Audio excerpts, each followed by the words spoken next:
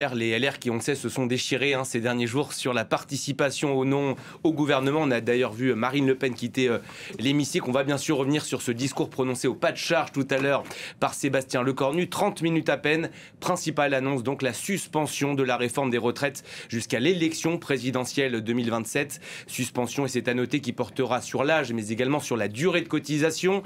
C'était une demande des socialistes. Alors, est-ce qu'on s'éloigne de la censure? On va se poser la question ensemble. Sébastien Lecornu qui a rappelé également sa ligne directrice. Il y a un chemin commun à trouver malgré les divergences. Il a parlé à au moins 5 reprises de rupture. Il a confirmé l'abandon de l'article 49 alinéa 3 qui permet au gouvernement de passer en force. Il a également évoqué la taxation des plus riches, une anomalie selon lui, cette fiscalité des grandes fortunes. Pas plus de détails pour le moment. Voilà pour les principales annonces. Brice Sokol, on l'a dit tout à l'heure, c'est une victoire incontestable des socialistes aujourd'hui. C'est une victoire des socialistes. Et en même temps, le Premier ministre assure son discours de rupture. Il y a rupture sur le fond et rupture sur la forme. Alors sur la forme, je renonce au 49.3, j'ouvre des compromis avec les parlementaires, j'ouvre des compromis avec les forces sociales, tout le contraire de ce qu'a fait la Macronie depuis quelques années. Et sur le fond, c'est aussi une rupture avec la Macronie. C'est-à-dire qu'il suspend la réforme des retraites, qui pour les macronistes a été la mère des réformes. Donc c'est une double rupture, rupture sur le fond et rupture sur la forme. Et bien évidemment, qui sort gagnant de cette séquence aujourd'hui, c'est le Parti socialiste. Et on va à l'Assemblée nationale retrouver Sylvain Rousseau. Sylvain, c'est une rupture, c'est un tournant fort aujourd'hui que connaît la Macronie qui est aujourd'hui, on le sait, au pied du mur. Oui, mais déjà, c'est une rupture également dans le ton, sur le ton qu'a employé Sébastien Lecornu lors de son discours. Rarement l'analogie avec l'entrée d'un taureau dans l'arène aura été aussi pertinente. Le regard noir, la tête rentrée dans les épaules, on l'a vu assez agressif, ironique également avec les députés, avec cette Assemblée nationale. Et puis c'est aussi, effectivement, vous l'avez dit, une rupture sur la façon de gouverner. On a entendu son mantra, le gouvernement propose, nous débattons, le nous étant bien sûr le gouvernement et les députés, vous, donc les députés, votez, c'est-à-dire qu'il entend rendre vraiment le pouvoir au Parlement et ainsi s'éviter effectivement la censure. Il a également donné tous les gages au Parti socialiste. Il n'utilisera pas l'article 49 alinéa 3 qui permet au gouvernement de passer en force, mais ça il l'avait déjà dit avant, on s'en doutait un petit peu. Et puis il est également revenu sur la réforme des retraites, suspension de cette réforme jusqu'à la présidentielle. Mais attention, c'est suspendre pour faire mieux, pas suspendre pour suspendre. Il met tous les parlementaires, que ce soit à l'Assemblée et y compris les sénateurs, face à leurs propres responsabilités. Désormais, c'est à eux de diriger le pays, c'est à eux de prendre les lois et c'est à eux de décider si la France doit censurer ce gouvernement ou au contraire le maintenir pour se doter d'un budget pour l'année prochaine. Beaucoup Sylvain, phrase également à noter de Sébastien Lecornu, nous vivons et nous vivrons dans une époque de crise, soit on change, soit on sera changé, ceux qui s'accrochent aux postures disparaîtront, pique à peine voilé à Emmanuel Macron ou pas? Non, c'est surtout c'est la responsabilité des uns et des autres, puisqu'il dit c'est partager le pouvoir avec le Parlement, donc c'est à vous de jouer. Le gouvernement propose, l'Assemblée nationale dispose d'une certaine manière. Exactement, et il met entre les mains des parlementaires l'avenir du pays, il les responsabilise. Et en même temps que c'est pas le fonctionnement normal d'une Assemblée nationale lorsqu'on n'a pas de majorité absolue. Disons que si, il avait dit il y a une quinzaine de jours aux Parisiens, je suis sous la tutelle du Parlement. C'est vrai. Bon, il l'a dit, normalement ça ne se dit pas. Parce que le gouvernement est censé effectivement décider et gouverner. Quand il a une majorité absolue, il est sûr de gagner, que ce soit sur le budget, il n'a pas besoin de passer en force. Donc il fait un cadeau avec ce 49.3, un cadeau sur les retraites. Alors moi je ne parlerai pas de rupture, je parlerai de renoncement. Parce que le mot rupture, c'est les éléments de langage de Sébastien Lecornu. Et nous on le répète un peu comme des perroquets. OK. Donc non, c'est presque une révolution copernicienne. C'est ce qu'a dit Brice tout à l'heure, c'est-à-dire que c'était la mère des réformes d'Emmanuel Macron. C'est la seule qu'il ait pu engager, qu'il a engagé dans ce quinquennat. Et à quel prix, on s'en souvient. Et à quel prix, bien sûr. Une fracturation du pays, de sa propre image qui est tombée en berne. Alors, il y a quand même une petite phrase à laquelle il faut faire attention, c'est « je n'endosserai pas n'importe quoi ». Donc là, peut-être que les socialistes vont dresser l'oreille et en parler. Cette suspension devrait être compensée par des mesures d'économie. Alors, voilà, on dit que le diable se cache dans les détails, mais quelle va être la surprise du chef? Parce que forcément, vous donnez quelque chose, un compromis, c'est chacun fait un pas vers l'autre. Mais ça coûte à chacun un compromis. Et là, en l'occurrence, il fait un pas énorme vers les socialistes. Donc aux socialistes aussi d'être, peut-être de respecter leurs paroles et d'avoir eu le scalp de la réforme des retraites, va peut-être les engager à, en tout cas, ne pas voter la censure ce soir. Oui, juste pour compléter, là c'est vrai qu'on est vraiment sur une séquence politique, c'est-à-dire qu'il joue la survie de son gouvernement le temps de la discussion budgétaire. Mais le vrai sujet pour les Français, c'est la discussion budgétaire, parce qu'on voit bien en écoutant Laurent Wauquiez, voilà, il va y avoir des différenciations entre les propositions de LR, celles du Parti socialiste et celles des autres partis. La déclaration d'intention, en tout cas, elle est là. Elle est là, mais la suspension de la réforme des retraites, il l'a dit lui-même, c'est 400 millions d'euros en 2026 et 1,8 milliard, je crois, en 2027. Donc, attention, il ne faudrait pas que la victoire politique se transforme en échec économique. Et tout l'enjeu de ces 2 prochains mois jusqu'au 31 décembre, c'est bien donner un budget équilibré à la France. Et je tiens juste à faire remarquer que ce matin, le Haut Conseil des finances publiques a été très en retrait par rapport au budget proposé. Il considère que ce n'est pas un budget extrêmement réaliste. Donc le vrai sujet, là, dans les 2 prochains mois, c'est la discussion budgétaire. Et Laure Manin, vous nous avez rejoint en plateau, cette suspension de la réforme des retraites jusqu'à l'élection présidentielle, est-ce qu'on sait d'ores et déjà combien ça va coûter? Sébastien Lecornu nous a donné quelques chiffres tout à l'heure. Oui, effectivement. Et en fait, ce qu'il dit, c'est que suspension jusqu'à l'élection présidentielle, aussi bien sur le report de l'âge de 62 à 64 ans que sur le nombre de trimestres qui va rester à 170. C'est effectivement l'un des gros dossiers parce que ça va dans le budget de la sécurité sociale qui est extrêmement déficitaire et qu'il faut revoir à la baisse avec des économies sérieuses. En fait, ça revient à reparler une fois encore de la dette de la France, qui est extrêmement important, avec 3 345 euros de dette et 114% du PIB, plus de 114% du PIB. Il y a 5 pays dans l'Union européenne qui sont concernés. La France est le 3e, juste derrière la Grèce et l'Italie. C'est pas forcément des références extrêmement flatteuses. Ça veut dire des taux d'emprunt sur les marchés pour financer une partie de la dette qui sont toujours de plus en plus lourds. C'était jusqu'à présent aux alentours de 3,53%. Je crois qu'on est passé à 3,57%.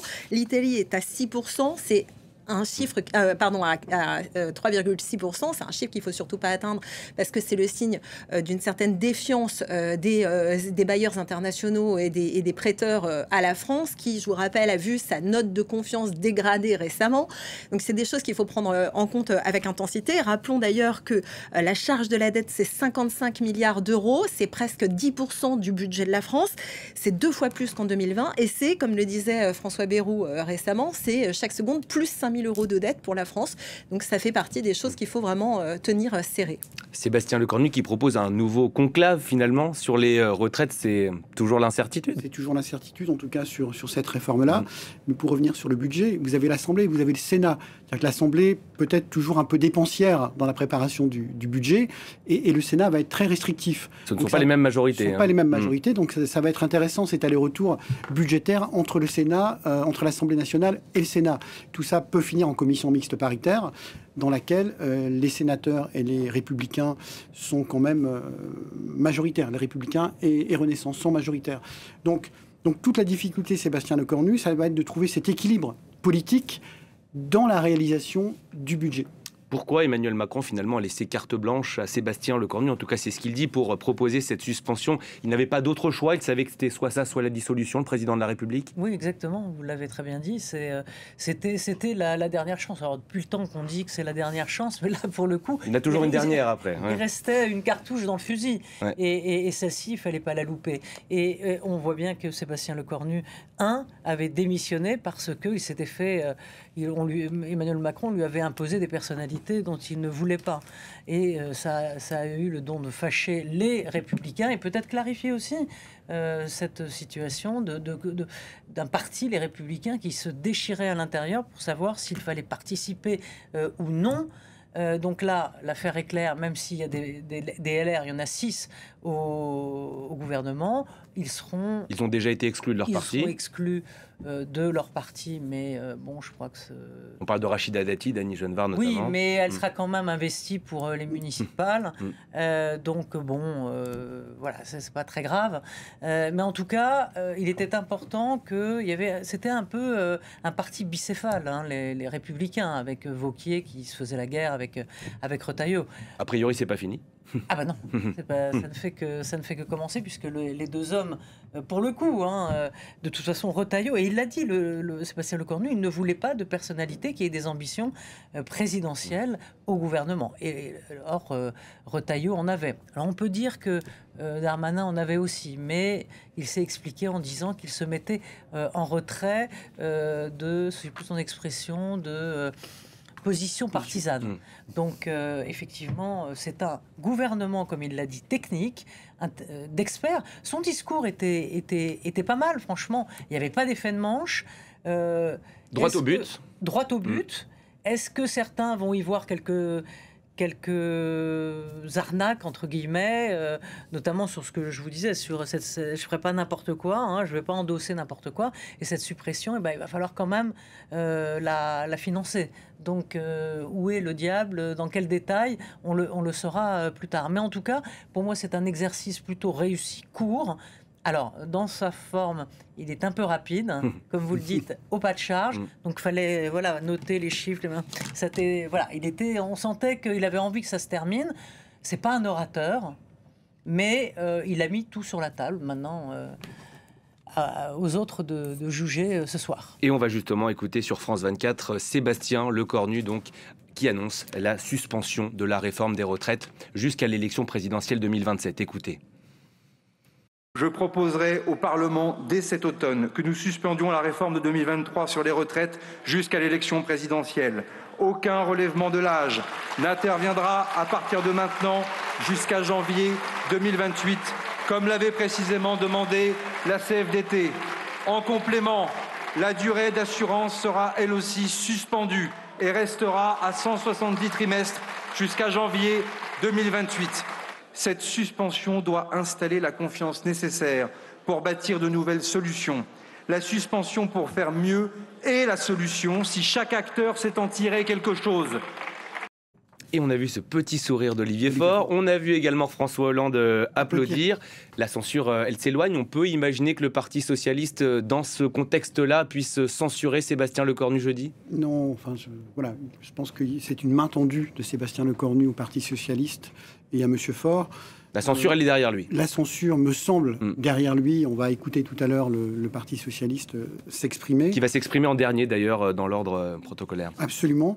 Je pense que c'est intéressant ce qui est en train de se passer parce que, en fait, c'est la première fois qu'un Premier ministre, sous l'ère d'Emmanuel Macron, tend la main, comme il le dit, au Parlement, Assemblée, Sénat, et tend la main aux oppositions, en tout cas à une opposition. Donc on va voir la suite dans quelques heures. Ces derniers jours, beaucoup ont reproché à Emmanuel Macron de ne pas avoir pris la parole, qu'il ait laissé Sébastien Lecornu en première ligne. Ça aurait été contre-productif qu'il parle, le chef de l'État? Ah bah oui, complètement. Ouh là là, surtout pas.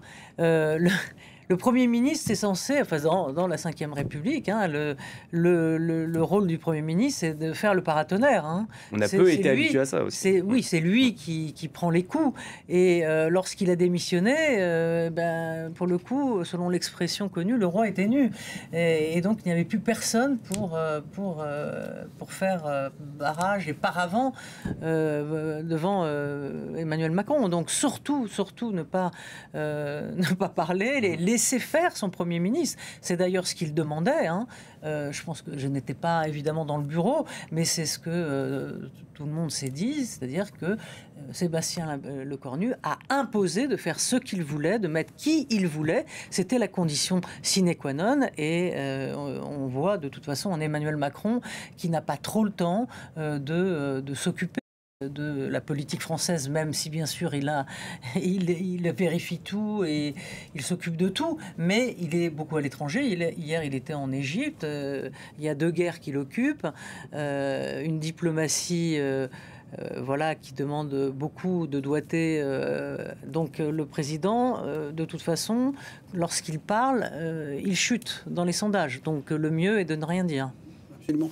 Puis, là, nous sommes dans un temps politique. Nous ne sommes pas encore dans un temps électoral. Ce que je veux dire par là, c'est que la réforme des retraites permet à Sébastien Lecornu de maintenir son gouvernement, au moins le temps de la discussion budgétaire. Mais on va rentrer dans un temps électoral, municipal et présidentiel, où d'autres thèmes émergent. C'est-à-dire que la réforme des retraites, quand on regarde un petit peu les sondages d'opinion, apparaît très très loin dans la liste des Français. La liste des Français, c'est d'abord le service public, la santé, l'insécurité, le pouvoir d'achat. Donc toutes ces thématiques-là sont des thématiques fortes que les Français demandent à ce que les politiques puissent les traiter. Et c'est peut-être la deuxième partie du discours de Sébastien Lecornu. Une fois le budget passé, on va s'attaquer au logement, au pouvoir d'achat, à l'insécurité, etc. Mais ça, ce sont des thèmes importants. Il ne faudrait pas que ce temps politique cache la réalité, une autre réalité, qui sont les aspirations des Français sur d'autres thématiques. Finalement, avec ces annonces, est-ce que ça ne remet pas le débat sur la réforme des retraites à la présidentielle 2027, la grande respiration démocratique en France ? Vous savez, on a en France, c'est un grand classique. Quoi qu'on fasse, de la manière dont on s'y prend, c'est systématique, scientifique, on refile la patate chaude. C'est même scientifique, selon vous. Ouais. Ah oui, quand ça se répète toujours, c'est comme quand vous faites des études pour savoir si un médicament marche, c'est le nombre de personnes interrogées ou qui ont répondu. Voilà. Et en France, on refile systématiquement la patate chaude de la réforme à ses successeurs. Donc, remise à 2027, bienvenue à celui qui sera à l'Élysée pour faire ou non cette réforme-là, ou l'enterrer définitivement, faire aussi une réforme à point, une autre, ce que voulait d'ailleurs la CFDT. Hein. Donc voilà, on est donc là dans une nouvelle ère qui va durer 18 mois jusqu'à la présidentielle. Voilà, non mais on n'est pas en Allemagne. Alors chaque fois on cite l'Allemagne, etc., etc. Mais l'Allemagne a fait ce qu'on appelle les réformes Schröder, qu'a fait un certain Hartz d'ailleurs, les réformes Hartz, qui a permis à l'Allemagne d'être aujourd'hui, de fonctionner, d'avoir une Angela Merkel qui a vécu quand même plus d'une quinzaine d'années sur ces réformes Schröder, mais qui ont fait mal, mais que les Allemands ont accepté parce qu'il y a eu du compromis, parce qu'il y a eu des coalitions, etc. Et aujourd'hui, l'Allemagne, pourquoi elle se porte bien, enfin pas sur tous les domaines, mais pourquoi elle se porte bien, parce qu'il y a eu ces réformes de fait. Voilà, en France, on est sans arrêt en train de remettre l'ouvrage sur le métier et demander au prochain de régler le problème. Mais le prochain, il va faire comme son prédécesseur, c'est qu'il va le refiler à l'autre. Mais ce qui est frappant, c'est ce que vous disiez en début d'émission, c'est qu'en fait, là, on touche à la mère des réformes du macronisme. Cette réforme des retraites, ça a été la réforme du quinquennat ou des quinquennats d'Emmanuel Macron. Et Sébastien Lecornu y renonce, crée une rupture, et c'est très symbolique et très significatif. C'est un renoncement. Mais en fait, c'est le ministre qui est là depuis 2017, qui a accompagné Emmanuel Macron depuis le début, le seul, qui referme la parenthèse du macronisme. Oui. C'est très symbolique, cette journée, elle est très forte. Est-ce qu'on peut se demander aussi si le Parti socialiste ne peut pas être plus gourmand? Il a donc eu cette suspension jusqu'à l'élection présidentielle. Il demande également la taxation des plus riches, la fameuse taxe Zuckman. Ça n'est pas dans le projet du budget. Est-ce que le Parti socialiste peut également jouer dessus dans les 2 jours qui arrivent? C'est exactement la question que je me posais quand je vous entendais dire que la censure s'éloignait. Ou j'ai pas rêvé, Oui. Je me suis dit, oulala, vous avez peut-être raison, mais vous avez aussi peut-être raison. C'est-à-dire que le Parti socialiste... Il va y avoir des discussions encore cet après-midi. C'est quand même habituellement le coup de Trafalgar. Comme je parlais tout à l'heure de LR qui était très divisé, alors ne parlons pas du Parti socialiste, issu d'anciens frondeurs qui ont quand même coûté le quinquennat de François Hollande, qui l'ont empêché de se représenter. Et dans les votes internes depuis 2-3 ans, c'est 51-49 avec Olivier Meyer-Rossignol en général. Un tiers. Ce que vous dites est juste. Je me suis permis, j'ai déjeuné avec un socialiste à midi qui est membre du bureau politique.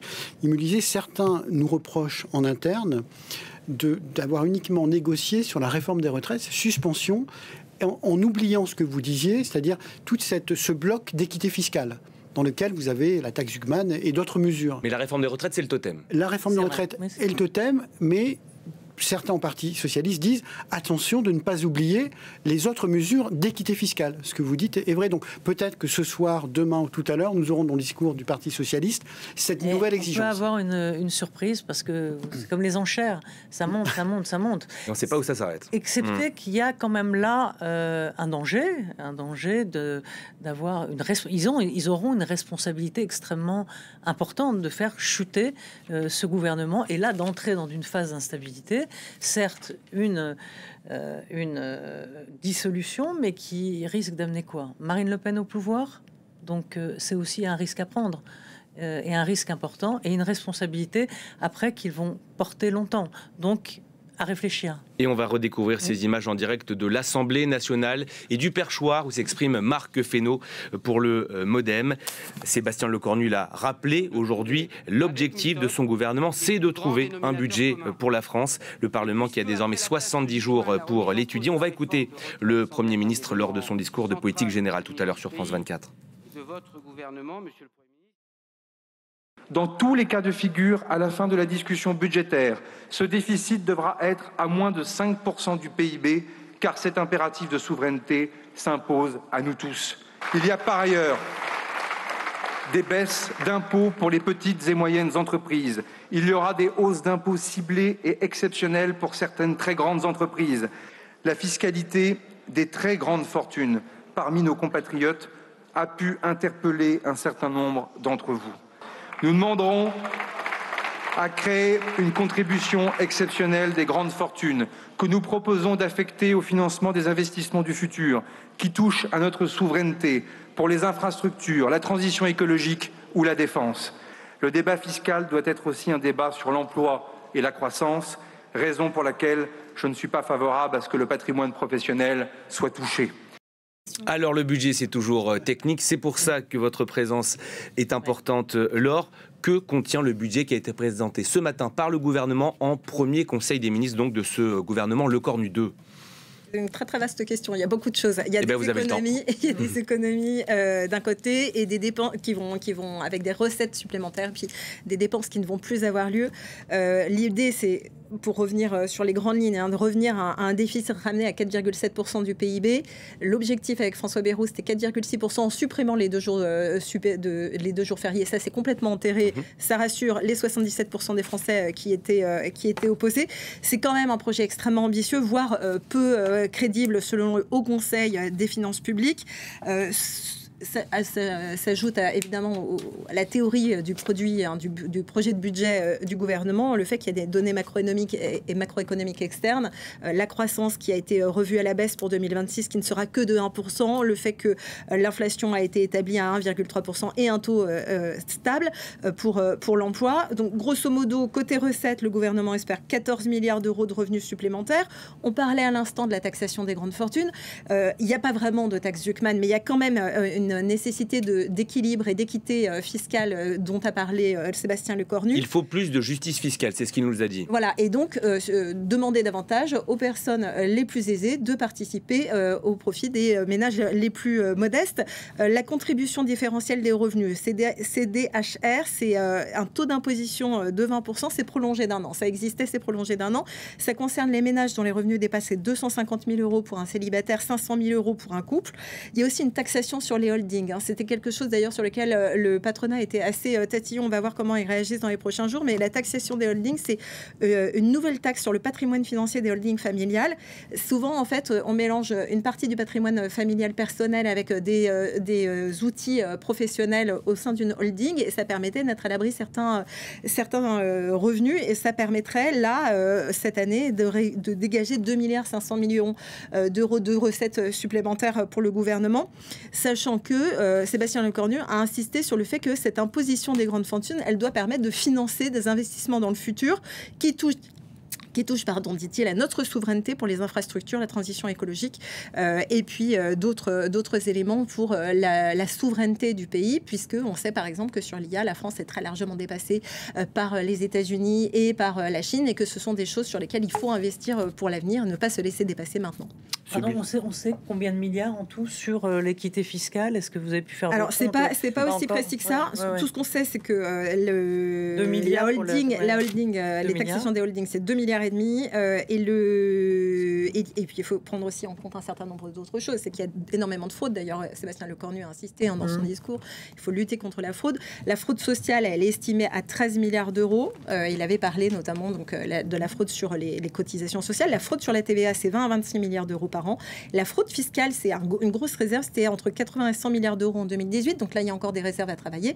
Il y a des projets qui avaient été faits, qui devaient être annoncés à l'automne. Donc on va voir si avec le nouveau gouvernement Lecornu 2, il y a de poursuite des projets notamment de Catherine Vautrin sur ce sujet. On va en savoir plus dans les jours qui viennent. Mais il y a encore des pistes de travail qui peuvent être explorées. Merci Laure pour tous ces éléments. Sébastien Lecornu l'a dit. Hier, il voulait dépasser la crise politique. Il s'offre quoi? Un répit aujourd'hui? Il s'offre au moins, me semble-t-il, un répit, le temps de la discussion budgétaire. Voilà. Après, on commencera une autre séquence qui sera une séquence plus électorale et peut-être plus politique. Faut être pessimiste pour sa survie à Matignon. Écoutez, voyons comment il se sort de ce budget, qui va être quand même un budget très politique. Hein. Vous savez comme moi que le budget est l'acte le plus politique annuel. Et je crois qu'il y a d'après ce que vous dites, il y aura vraiment des débats là très clivants entre la droite et la gauche sur un certain nombre de mesures, notamment des mesures fiscales. Moi, je tiens à souligner que le Haut Conseil, quand même, ce matin, aux finances publiques, a été un peu sévère sur le budget qui a été présenté, qui était en partie le budget de François Bayrou. Ils ont annoncé également tout à l'heure, pour compléter ce que vous disiez, un gel des pensions de retraite et des prestations sociales. Donc tout ça sera discuté là en commission des finances dès demain et en séance plénière à partir de samedi ou dimanche. C'était mentionné dans le budget Bayrou, d'ailleurs, cette année blanche, où il n'y aurait pas d'augmentation de ces pensions de retraite en fonction de l'inflation. Et pour les années suivantes, il y aura une augmentation en fonction de l'inflation, mais toujours systématiquement 0,4 points en dessous de l'inflation réelle. Donc ça veut dire baisse des retraites par rapport en termes de pouvoir d'achat. Donc un vrai sujet de justice sociale qui va continuer à se pérenniser le temps de la discussion budgétaire. Et dans ce moment éminemment politique, certains ont pointé du doigt l'arrivée de personnalités de la société civile dans le gouvernement. Est-ce qu'il fallait ce genre de personnes dans un moment éminemment politique, on l'a dit? Justement, c'est pas mal vu, justement, parce qu'on va prendre des experts. Par exemple, avez-vous vu la réaction de Marine Tondelier dimanche soir La nomination de Monique Barbu. Oui. On va d'ailleurs en parler dans un instant avec Noémie Roche. No comment, pas de commentaires. Évidemment. Monique Barbu, elle est issue de l'ONG WWF sur l'environnement, etc. Donc, quelque part, il a piégé les uns et les autres. Sur la SNCF, le patron de la SNCF, il connaît. Jean-Pierre Farandou. Il connaît parfaitement, il parle la langue sociale. Et effectivement, c'est une belle prise. C'est une belle prise. Oui, parce que franchement, il quitte la SNCF pour peut-être durer une semaine. D'ailleurs, Sébastien Lecornu l'a rappelé à la tribune de l'Assemblée nationale tout à l'heure. Il a pris un risque. Voilà, sur l'éducation nationale, national, pareil. Prenez un directeur, alors je ne sais plus ce qu'il était exactement, bon bref, enfin spécialiste de l'éducation nationale. Donc effectivement des experts, des gens pointus qui vont pas faire des effets de manche, qui vont pas dire le lendemain ce qu'un confrère a dit sur une radio, comme on avait vu avec Agnès Pannier-Runacher et Bruno Retailleau qui s'était empaillé, je crois, sur les éoliennes ou je ne sais plus quoi. Donc voilà, il n'y aura pas... La question, c'est est-ce qu'ils pourront gérer une administration qui fonctionne d'une manière bien précise? Oui, mais justement, ce qu'il faut en ce moment, c'est pas de politique. Enfin, pas de politique, j'entends. C'est des dossiers, du technique, et la politique, c'est le cornu avec les partis, c'est ça, c'est ce qu'il faut. Et puis, vous savez, une fois le débat budgétaire passé, on sera à 6 mois de l'élection présidentielle, je dis 6 mois du début de l'élection présidentielle, donc il y aura vraiment très très peu de projets de loi significatifs. Oui. On a des propositions de loi qui sont déjà en stock, si je puis dire, à l'Assemblée nationale, 2 ou 3 projets de loi, mais on n'ira pas beaucoup plus loin, donc c'est pas la peine de prendre de grands politiques, je pense, des spécialistes et puis, thématiques. On a bien vu que rien n'avait été scénarisé, les passations de pouvoir, personne, pas de caméra, sans presse, sans invité, un communiqué de presse pour donner le nom. Voilà, tout ça c'est pas cérémonial, quoi. On est dans un temps de dépouillement, on va dire. Merci Brice Sokol d'être venu sur le plateau de France 24. Merci Roselyne, merci Laure pour tous ces éléments. On repart à l'Assemblée nationale où nous y attend Sylvain Rousseau. Sylvain, on peut le dire, la censure, elle s'éloigne au moins pour un instant pour Sébastien Lecornu qui a donc donné aujourd'hui des gages au Parti socialiste avec la suspension de la réforme des retraites jusqu'à l'élection présidentielle, on le rappelle. Sylvain, est-ce que vous m'entendez ?